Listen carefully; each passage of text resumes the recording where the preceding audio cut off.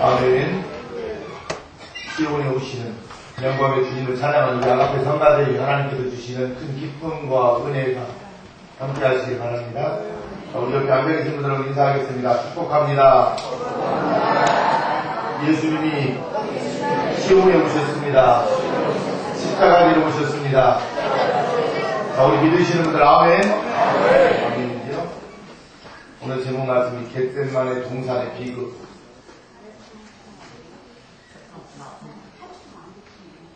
오늘은 예수님께서 우리 인간의 죄를 대신 지시고 속죄 제물로 자신을 이제 바치기 위해 예루살렘에 입성하신 것을 기념하기 위한 종려 주일입니다. 복음을 그동안 예수님께서 쭉 갈릴리 주변에서 이게 전하시던 예수님께서 이제 예루살렘에 오신다는 소문이 터지자 사람들은 모두 흥분하기 시작했습니다. 야, 드디어 이제 그분이 예루살렘에 오시는구나. 그동안 갈릴리 주변에서 오병이어의 기적을 일으키셨던 그 예수님, 또 물 위를 걸으셨던 예수님, 어떤 때는 또 죽은 자를 찾아가셔서 살리신 예수님, 그분이 이제 시온에 예루살렘에 오시는구나. 그분이 예루살렘에 오시면 이제 우리 민족을 아마 구원해 주시겠지. 그리고 배고픈 우리에게 빵도 주시고 병든 우리에게 치료를 해주시고 잃어버린 유대 민족의 영광을 이제 되찾아 주시겠지라고 생각하며 큰 기대를 했습니다.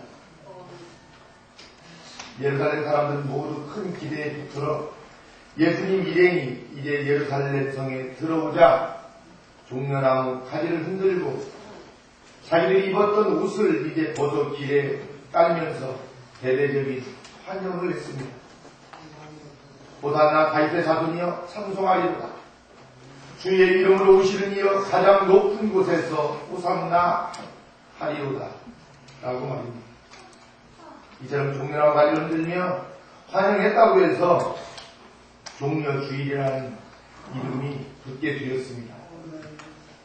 그러나 이렇게 환영하던 유대인들은 얼마 지나지 않아서 예수님에게 큰 실망을 느끼고 하나둘 이제 등지고 떠나게 됩니다. 예수님을 잡아 초령하는 일에 그리고 동조하기 시작합니다. 유대인들이 바랐던 메시아는 영광과 능력의 메시아였습니다. 그런데 정작 나사렛 예수를 보니까 어쩌면 볼품도 없고 힘도 없는 연약한 손사람에 불과했기 때문에 저들은 크게 예수님을 본 이후에 실망을 했던 것입니다. 이사야 53장 1절에서 3절에서도 메시아 탄생을 이렇게 예언했습니다. 여호와의 팔이 네게 나타나느뇨 그는 주 앞에서 자라기를 연한 순 같고 마른 땅에서 나온 줄기 같아서 본 모양도 없고 풍채도 없은즉 우리의 보기에 흠모할 만한 아름다운 것이 없도다. 그는 멸시를 받아서 사람에게 실어버린 바 되었으며 간구를 많이 겪었으며 질고를 아는 자라고 말했습니다. 이런 영광의 메시아를 기대한 것은 예루살렘 주민뿐만 아니라 3년 동안이나 예수님을 따라다녔던 예수님의 제자들도 마찬가지였습니다. 예수님께서는 자기가 십자가에 못 박혀 죽을 것이라고 사전에 3번씩이나 미리 귀띔을 해주셨습니다. 예수님의 제자들은 그게 무슨 소리냐며 벌쩍 뛰었습니다. 그리고 만류했습니다. 마지막 십자가를 지시러 예루살렘에 올라오는 도중에서도 제자들은 예수님께서 영광의 자리에 오르면 그 우편과 좌편 서로 자기 것이 될 거라고 서로 싸우고 있었습니다. 그러나 정작 예수님은 영광의 메시아로서가 아니라 고난받는 메시아로 이 땅에 오신 것입니다. 할렐루야. 영광의 자리에 앉기 위해서 예수님이 이 땅에 오신 것이 아니라 온 인류를 구원하기 위해서 예수님은 고난 받으시고 십자가 지시기 위해서 오셨다는 말입니다. 예수님은 항상 고난 받는 길을 스스로 결단하여 찾아가신 것입니다. 그리고 잡히시기 전날 밤 주님은 고난의 십자가를 지시기 위한 마지막 결단의 기도를 하시러 평소 사랑하는 3명의 제자와 함께 겟세마네 동산에 가셨던 것입니다. 그 말씀이 오늘 본문입니다. 주님은 그 제자들에게 비장한 심정으로 말씀하셨습니다. 마가복음 14장 34절 내 마음이 심히 고민하여 죽게 되었으니 너희는 여기서 머물러 깨어있으라.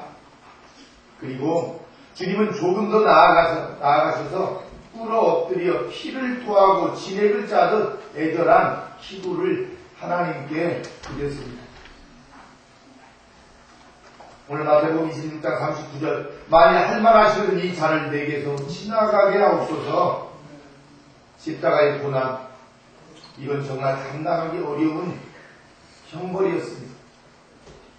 그 수치와 고통은 피할 수 있으면 당연히 피하고 싶은 처절한 형벌이었습니다. 그러나 우리 주님은 이어서 다음의 기도를 계속해서 하십니다. 그러나 나의 원대로 마옵시고 아버지 원대로 하옵소서. 주님께서는 겟세마네 동산 기도에서 벌써 고난의 가시밭길을 걸을 것을 분명히 결단하셨습니다. 하나님의 구원의 역사는 고난의 방법을 통해서만 이루어진다는 것을 주님은 아셨기 때문입니다. 자기 한 몸 수치와 고통 속에 몸부림치더라도 우리 인생을 살리시기 위해서라면 그 희생과 고난을 기꺼이 감수하리라고 작정하셨던 것입니다. 그러나 예수님의 제자들은 어떠했습니까? 저들은 주님의 고통과는 아무 상관이 없이 아주 편안히 오늘 본문을 보니까 잠만 자고 있었습니다. 이에 주님께서 민망하여 깨어놓으면 또 자고 하였던 것입니다. 여러분, 이보다 더 슬픈 일이 어디 있습니까? 주인은 이제 십자가에 죽게 되어서 같이 기도 좀 나를 위해서 해달라고 하는데 깨어놓으면 자고 또 자고 합니다. 스승은 빗단에 빠져 있는데 제자들은 아랑곳 없이 꿈속에 취해 있으니 말입니다. 주님께서 이런 제자들을 위해 3년 동안 그 수고를 다했던 것입니다. 마태복음 26장 40절 말씀 너희가 나와 함께 한시 동안도 이렇게 깨어 있을 수 없더냐 주님이 제자들에게 묻습니다. 십자가를 앞에 두고 고민하는 예수님과 함께 잠시 동안도 깨어 기도하지 못하고 따뜻한 말로 위로 한 번 하지 못하고 잠만 자다가 새벽에 주님 홀로 잡혀가시고 제자들은 다 도망가 버린 것입니다. 수제자인 베드로마저 3번씩이나 예수님을 배반하고 말았습니다. 이런 참담한 비극이 여러분 또 어디 있겠습니까? 주님이 고난을 외면하고 잠만 자는 제자가 무슨 여러분 제자입니까? 또 필요가 있겠습니까? 주님의 고난에 동참하지 못하는 교회를 여러분 무슨 교회라고 말할 수 있겠습니까? 오늘 종료주의를 통해서 이제 고난주간이 시작되어집니다. 고난주간에 주님의 그 고난에 동참하는 우리 성도님들이 다 될 수 있기를 바랍니다.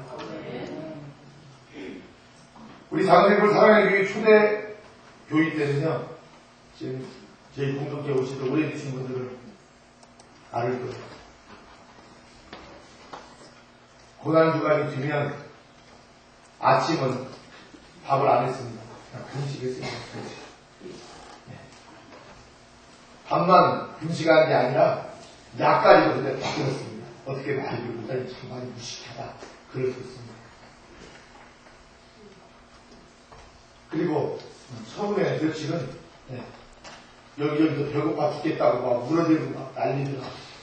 근데 시간이 지나면서 그게 없어지고 참 고난주간을 주님의 고난을 십자가를 바라보며 한 주씩 금식을 하면서 은혜롭게 잘 고난주간을 지켰습니다. 그렇게 계속해서 몇 년 동안 한 5, 6년 정도 계속 했습니다. 근데 이 고난주간에 제가 보면은 더 밥 3끼 드실 때보다 더 건강하고 약 계속 꼬박꼬박 드시는 분들 드실 때보다 더 건강했어요.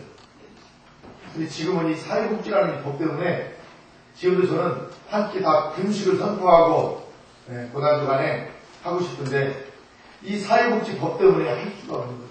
이거 하면 저 잡혀가야 되잖아요. 저 잡혀가면 누가 여기 목표해. 할렐루야.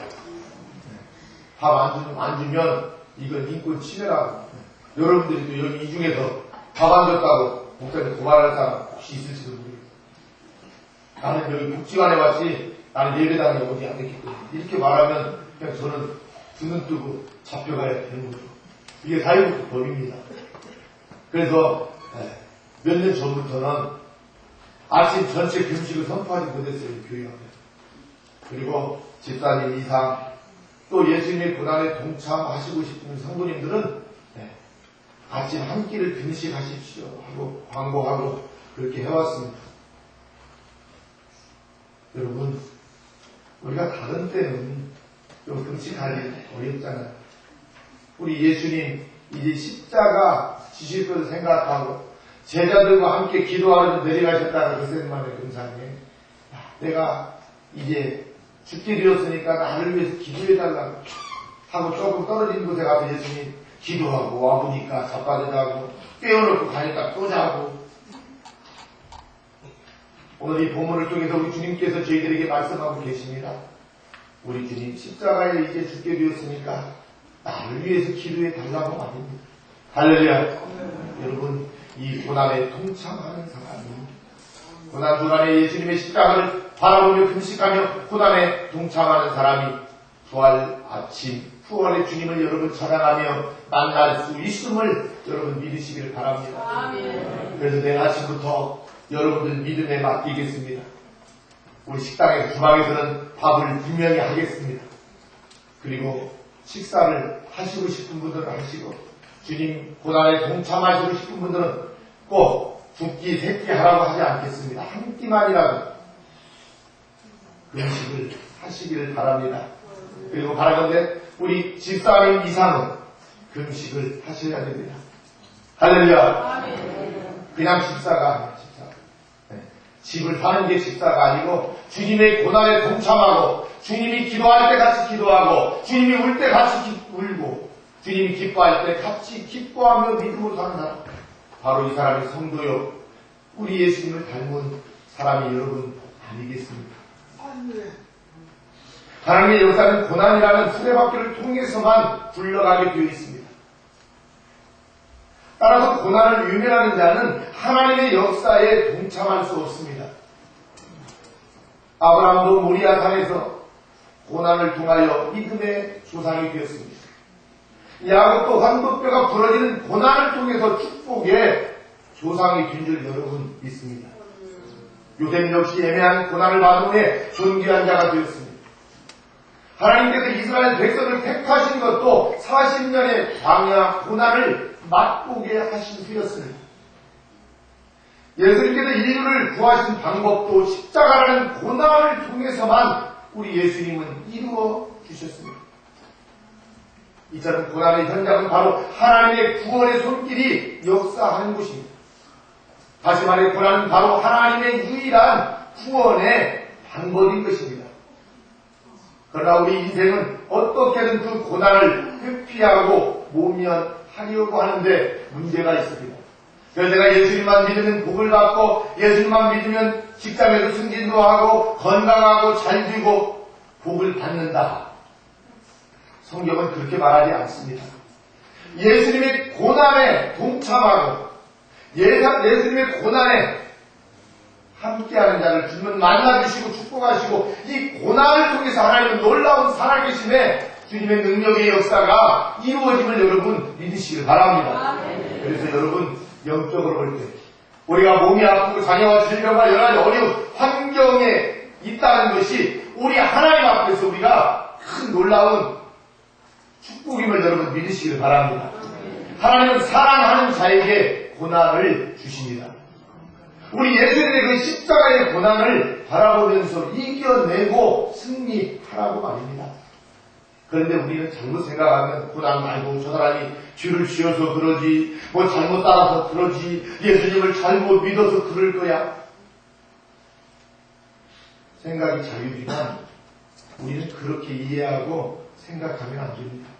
그래, 하나님은 저 사람에게 그에게 이렇게 아픔과 고난을 주시는 것은 분명히 그 밑에 숨겨진 어떤 비밀이 있을 거야.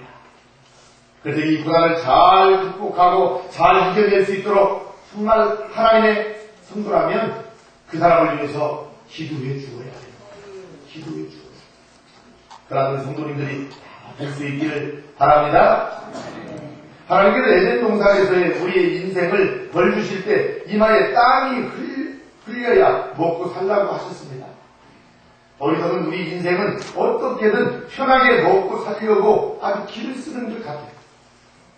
그 결과 현대 인류는 더 큰 고난의 멸망에 직면해 있습니다. 그래서 나라가 잘 살수록 소득이 높을수록 부유한 삶을 살수록 신앙은 가까이 흔들리게 되어 있습니다.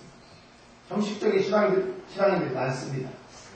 그냥 주일날 가서 예배를 한번 드리고 그 하나님 많은 물질 중에서 그냥 수입 드는 대로 10분의 1 하나님 앞에 드리면 그냥 신앙생활 잘하는 걸로 글쎄요, 우리 한국교회 요즘 이제 고난주간 시작됩니다. 이 고난주간에 글쎄요,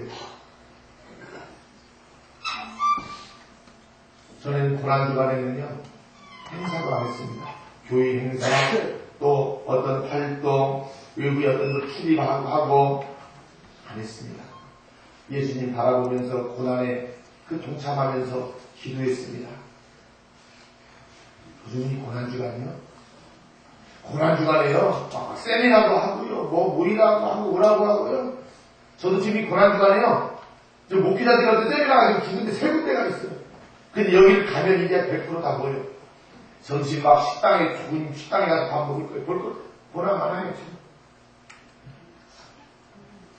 왜 고난주간에 이렇게 잡는지 모르겠어요. 그렇다고 제가 같은 목사로서, 목사님 왜 고난주간에 왜 이렇게 행사해야 돼요? 하고 막 가르칠 수도 없잖아요. 저는 시골 촌뜨기 목사가 어떻게 이렇게 말할 수 있겠냐고.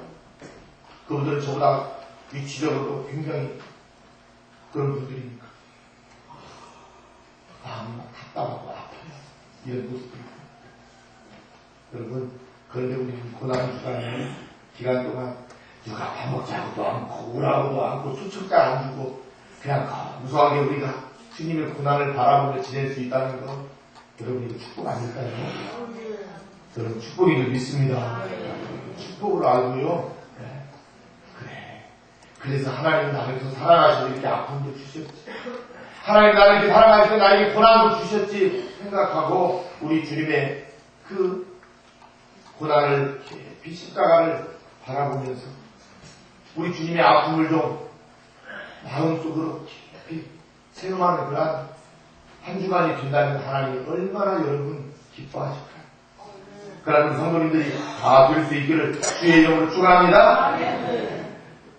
교회와 성도가 고난을 외면하고 편한 것만 추구할 때 하나님의 구원의 손길은 어떻습니까? 더욱 멀어질 수밖에 없습니다. 오히려 고난 속에 몸부림칠 때 하나님은 성큼 우리 곁으로 다가오시게 되어 있습니다. 우리 한국교회가 100년도 못 되어 세계적인 부흥을 이룬 것은 교회가 한국인의 고난의 현장에 어때요? 동참했기 때문에 그렇습니다. 구한말과 일제시대에 우리 백성의 탄식과 또 우리가 하루를 찔렀을 때 우리 한국교회는 눈물의 터전이었습니다. 탄식의 아지트 노릇을 했습니다. 그래서 6.25 한국전쟁이라는 무서운 그 동족 상단의 비극 중에서도 교회는 한국의 위로와 피난처가 되었습니다. 그 민족의 격동기를 지날 때마다 교회는 민중의 고난의 현장에서 저들의 상처를 부둥켜 안고 같이 울었습니다. 그런데 어느 때부터인가 한국교회가 백성의 고난을 외면하고 권력에 아부하고 있습니다. 가진 자의 편에 서서 안일과 번영을 누리려 하자 한국교회의 생명력은 꺼져가기 시작했습니다. 그래서 우리 대한민국이 소득이 올라가고 어느 정도 잘 살게 되니까 한국교회는 침체기로 접어들었습니다. 그래서 지금 계속 우리 한국교회는 부흥이 아니라 지금 침체기로 하향길을 달리고 있습니다. 주님은 십자가를 앞두고 겟세마네 동산에서 피땀 흘리며 기도하고 고민하고 계시는데 그 옆에서 제자들은 잠만 잤던 것처럼 한국교회와 우리 성도들은 주님의 고난을 외면하고 안일과 출세만을 꿈꾸고 잠들어 있지 않나 우리가 반성해야 됩니다. 그리고 내가 아니라고 이게 아니고 나는 아니지만 나는 주님의 십자가의 고난을 바라보고 고난 주간을 보내고 있지만 우리 한국교회를 위해서 우리 사랑하는 교회가 여러분 기도해야 될 줄 믿습니다. 고난의 배후에는 하나님의 부르심이 있음을 알아야 됩니다. 고난은 우리에게 신앙적 결단을 요구하고 있습니다. 고난을 통해서 신앙의 결단 굉장히 중요하죠. 고난 당하는 이스라엘 백성의 울부짖음은 모세의 결단을 요구했습니다. 몰살의 위기 앞에 유대인들이 다 죽게 되었을 때 내몰린 이스라엘 백성은 에스더의 결단을 요구했습니다. 그래서 그 어려운 시대가 믿음의 인물을 만들어낸다는 것입니다. 우리 사랑의 교회 공동체에서 믿음의 결단에 그러한 역사가 이루어질 수 있기를 바랍니다.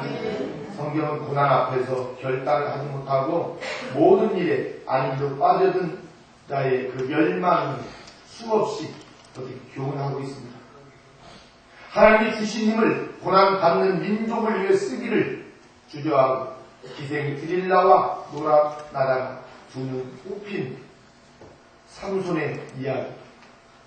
하나님의 선택으로 이스라엘 초대 왕이 되었으나 나중에 권력의 노예가 되어서 영구 집권에 급급하다가 선부자가 몰살당한 사울왕 이야기를 우리는 압니다. 오늘의 역사 현장에서도 되풀이되는 하나님의 심판, 이게 법칙입니다. 우리가 섬기는 주인은 결코 영광의 메시아가 아닙니다. 고난의 메시아임을 여러분 아시길 바랍니다. 우리 예수님은 영광의 메시아가 아닌 고난의 메시아입니다. 그래서 마가복음 8장 34절에 누구든지 나를 따라오려거든 자기를 부인하고 자기 십자가를 지고 나를 따를 것이니라 하신 고난의 주님을 우리는 도와야 됩니다.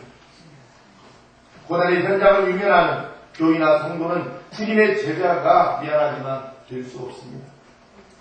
중세 캐톨릭 교회가 고난받는 주님을 어떻습니까? 황금 목걸이로 장식하고 권력과 부의 앞잡이 노릇을 하다가 부패했습니다. 그래서 영문 밖에 예수님을 따라가지 못했던 베드로는 결국 배신자가 될 수밖에 없었습니다. 주님의 고난에 동참하는 교회가 되어야 되겠습니다. 사랑하는 성도 여러분, 우리가 사순절을 이렇게 보내오고 이제 6번째 사순절 주일 우리가 맞으면서 마지막 고난 주간을 이제 맞게 되는데 여러분 기도하시면서 고난 주간을 어떻게 보내시게 됩니다. 내가 몸이 아픈 것 때문에, 불편한 것 때문에, 여러 가지 바쁘고 어려운 환경 때문에 우리 주님 십자가를 앞두고 있는데 핑계 되실 것입니까? 우리 사랑하는 성도 여러분, 우리가 아무리 바쁘고 아무리 힘들고 어려운 일들이 있어도 우리 고난주간 한 주간만큼 우리 주님의 십자가를 깊이 우리가 생각하고 바라보고 십자가를 경험하는 정말 복되고 아름다운 한 주간이 여러분 될 수 있기를 바랍니다. 그래서 우리 주님께서 기뻐하실 거예요. 그래, 작은 생걸 사랑해주는 성도들을 보니까 이렇게 몸이 아프고 이렇게 불편하고 어려운 환경 속에서 나의 고난을 동참하며 이렇게 너희들이 기도하고 있구나. 그래, 내가 너희들을 도와줄게. 너희와 함께하게. 이 마지막 때 너희 사랑의 교회를 통해서 내가 더 놀라운 기적의 역사를 이루어줄게 하며 우리 주님께서 찾아오셔서 우리를 축복하시지 않겠습니까? 고난 주간을 앞두고 우리 이웃의 고난과 우리 민족의 고난을 우리가 바라보면서 모세와 에스더처럼 고난에 동참하여 우리 주님의 십자가와 부활을 체험하는 귀한 기회가 될 수 있기를 여러분 바랍니다. 지금 나라적으로도 어렵습니다. 부인들이 많이 죽었습니다. TV를 보면서 저도 내 아들도 군대가 있는데 내 아들이 죽지 않았다고 내가 그냥 TV 앞에서 그냥 웃으면서 TV 보고 있지 않아. 내 아들이 죽었다면 지금 내가 이러고 있지 않을 텐데. TV 보면서 그래서 제가 회개하고 기도했어요. 하나님, 그래요. 내가 잘못했어요. 내 아들이 아니라고 내가 이러고 앉아있죠. 주님, 한 사람이라도, 한 영혼이라도 더 구조할 수 있도록 하나님 도와주세요. 조금이라도 파도가 잔잔할 수 있도록 70도 찾지 못하고 있는데 하나님, 저렇게 이제 막 성장해서 군대 보낸 아들을 잃은 부모들 어떻게 해요? 하나님, 저들의 마음을 하나님께서 위로해 주세요.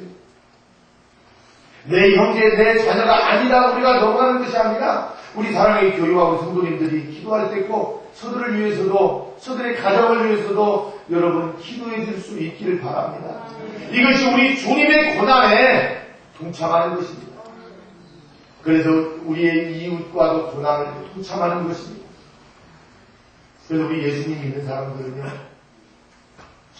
우리 이웃이 고난당하고 있으면, 어려운 일 당하고 있으면 기도해 주세요. 돌아보아야 돼. 고난을 함께 우리가 나눌 수 있어야 우리가 주님의 어떤 제자가 되는 거예요. 그래서 우리 사랑의 교회가 조금 힘겹고 조금 어렵고 힘들지만 우리 이웃 사랑에 실천하기 위해서 우리가 지금 공부하고 있는 거잖아요. 그런데 어떤 사람들은 그래요. 김상도 목사가 얼마나 돈이 많으면 저렇게 퍼주고 따로 줄이야. 속을 모르더라고. 우리는 주님을 위해서 주님의 고난에 동참하고 이웃을 사랑하고 싶어서 우리 예수님이 이웃을 사랑하라고 했으니까 내 몸같이 하라고 했으니까 할렐루야. 내가 하나님의 성도라고 말하면서 내 몸처럼 내 옆에 계신 분들을 이웃들을 내가 사랑하며 살아왔는지 한번 여러분 돌아보시기를 바랍니다.